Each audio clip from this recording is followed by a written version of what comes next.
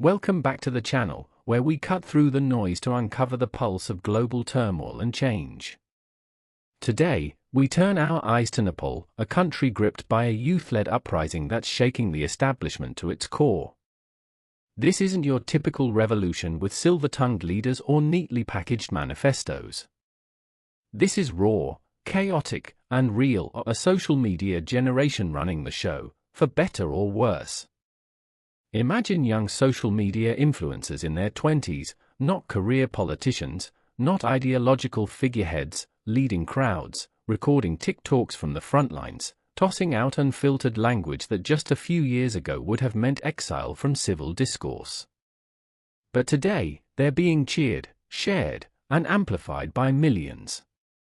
It all began with Nepal's government slamming the brakes on over 24 social media platforms: Facebook, Insta, WhatsApp, even YouTube. Ostensibly to fight misinformation, but for a country with almost all its youth online, it was an act of war. The backlash? Explosive. Within hours, Kathmandu's streets were flooded with Gen Z students, many literally in their school uniforms, armed not with weapons but with their phones, hashtags, and a generational rage. Even minors, kids, took bullets as riot police responded with force. According to multiple sources, at least 19 are confirmed dead, hundreds wounded, and the atmosphere's chilling. What sets this uprising apart is precisely what makes it unpredictable. There are no great men speeches, no clean-cut visions for utopia. These Gen Z protesters don't want to join the system, they want to tear it apart and start over. The protesters say that they are fighting to root out the corrupt system. Corruption has been bleeding the nation for years. There's Nepo kids flaunting luxury while everyone else struggles, economic stagnation forcing the brightest youth to look abroad, and political elites who seem utterly deaf to the new Nepal. The establishment buckled. First, the social media ban was revoked under crushing pressure. Then, Prime Minister KP Sharma Oli, cornered and shamed, resigned, fleeing in a military chopper as arson and anger spilt into his own home.